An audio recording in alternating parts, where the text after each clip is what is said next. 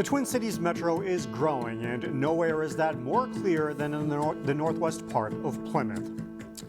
Today on CCX News, we have a special report on the school district with the state's largest high school. The influx of new homes has pumped more students into Wayzata schools, and district officials say even more are on the way. Meanwhile, some parents are doing their best to stop the growth.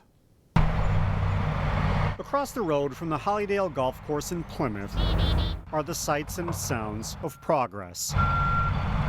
These construction crews are hard at work on a project known as the Villas at Timber's Edge, a collection of luxury homes priced between $500,000 to $700,000. Very frustrating. And Shelley Bechtold has a front row seat for the action. It's constant construction. They start their trucks at 6:30 or 6:45 in the morning, and they go until sunset or after, Monday through Saturday. Shelley lives right next to the development site. We liked the western suburbs for the highly ranked schools. And while the construction is a constant pain, she's even less excited about the aftermath. More homes, more people, more cars going up and down Holly Street. To make matters even more frustrating, there's talk of the shuttered Hollydale Golf Course being converted to hundreds of new single-family homes. What else can we do with that space? Shelley's friend Melanie Huta lives right along Hollydale. We have a lot of concerns about walkability, bikeability, and then the crowding and the population growth at the schools. Yes, this is true. Specifically, she's referring to the schools in the Wayzata School District. One of my children is a middle schooler, just started middle school. More homes leads to enrollment growth and, as Melanie found out, district boundary changes. The most recent realignment forced her daughter to be moved from Plymouth Creek Elementary to a different school. I think that the school did a very good job of trying to bring those kids in and make them feel welcome, but it's still very disruptive to the kids. There's anxiety about losing friends that they've already developed. It's one of the many reasons why Melanie and Shelley are trying to take a stand and prevent Hollydale from becoming Plymouth's next epicenter of single-family home construction. There's growth, and then there's growth that's just unreasonable, and I think we're getting to be at that tipping point. Whether Shelley and Melanie succeed in their efforts to preserve the Hollydale Golf Course's green space remains to be seen. But officials from the Wayzata School District say the growth in the northwest part of Plymouth is inevitable. We spoke to the woman who's helping the district manage that growth.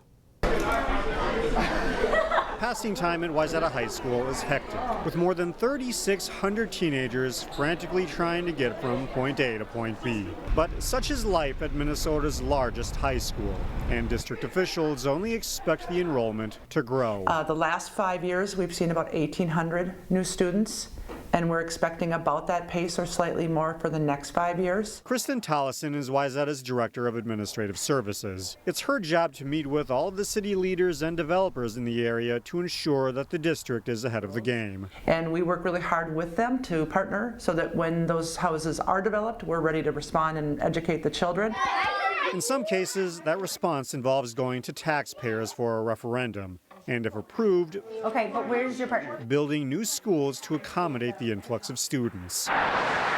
Much of the district's growth is happening in northwest Plymouth, and in the past 3 years, Wayzata has built Meadow Ridge Elementary, added on to it about a year and a half later, and then built North Woods Elementary in 2019. It's very exciting, and we regularly say it's a good problem to have. It's much more fun to be a part of a dynamic growth, although we've been doing it for quite a while, and that certainly comes with its stressors. What am I holding in my hand? Case in point, once the students at Meadow Ridge and North Woods finish 5th grade, they would flow to Central Middle School. The district is now conducting a facilities study to determine whether the building can handle all of those students. We'll look at the projections, and then we will probably go through a process with our community that talks about, do we add on? If so, where do we add on? If that doesn't feel right, do we build, and if so, what would be our timeline? Tollison says it's too early to know whether the district would need to build another middle school. Such a decision could be a 4-year process that requires approval from the Department of Education and district voters. Yet, regardless of what happens, Tollison stresses that the growth won't have a huge impact on class sizes. We do have target ranges,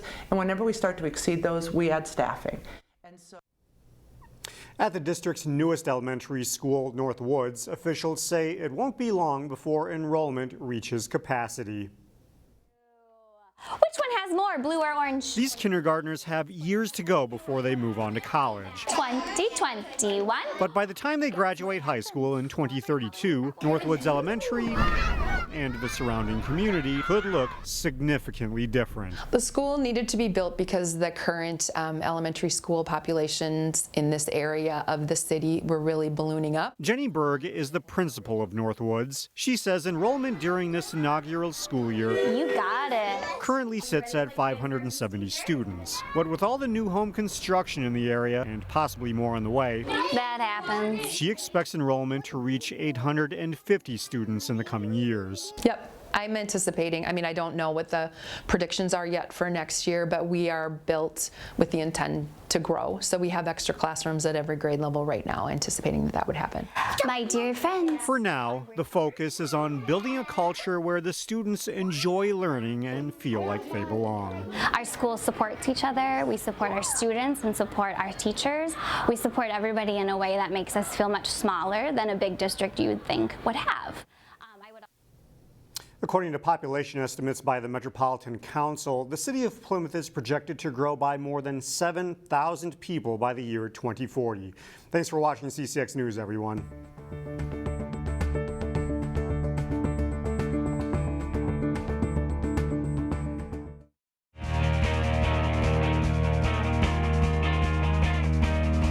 After a 26-3 season last winter, the Wayzata girls basketball team is off to a 6-0 start and ranked second in Class 4A.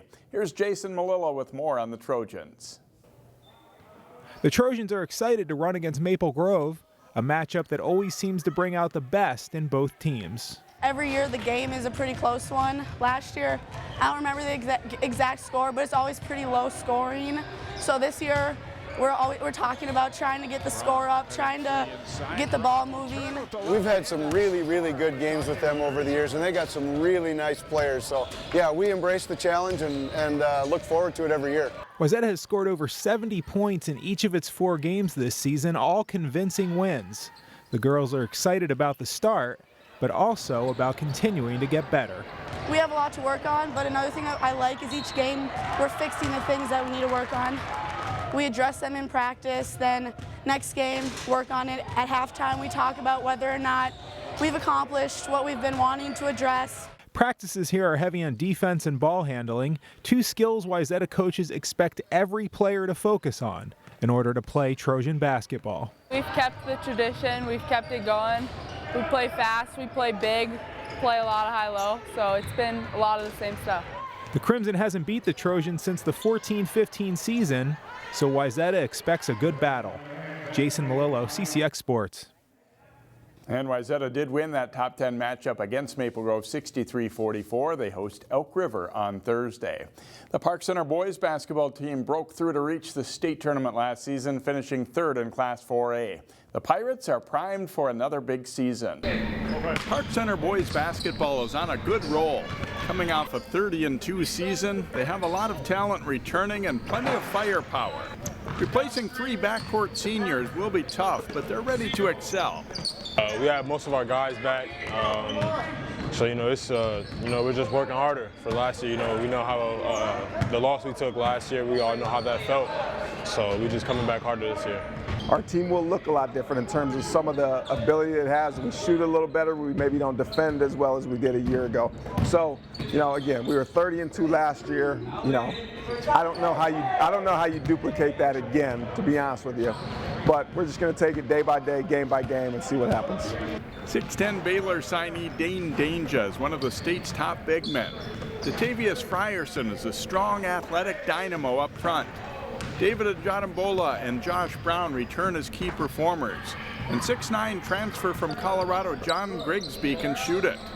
Expectations are high, but the Pirates got used to dealing with the pressure of being a conference and section favorite last winter. This season we're also projected as #1 going into the season, which is going to be another year of everybody expecting us to live up to the hype like anyways. But You know, we just play basketball. We listen to our coach. We got a smart coaching staff. Our coach is really great. We got a lot of talented players. We have a good young group that a lot of people don't know about. It helps because I don't have to try to convince guys that things are going to get harder, and you have to have attention to detail. They lived it. With a win over Hopkins already on their resume this season, look for an exciting winter in Pirate Land.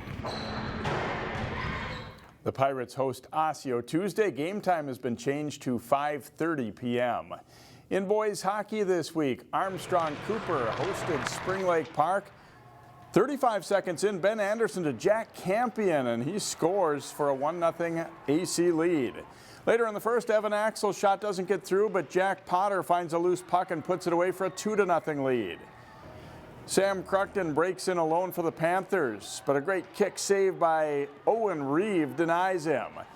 To the second period, Potter's in pursuit of the loose puck. A bad decision by the goalie gives Potter a shorthanded goal. In the third, Brandon Northrup to Nicholas Haugen, and he snaps the shot in for a goal for Armstrong-Cooper. The Wings glide to a 10-1 win. They entered the weekend with a 4-1 record.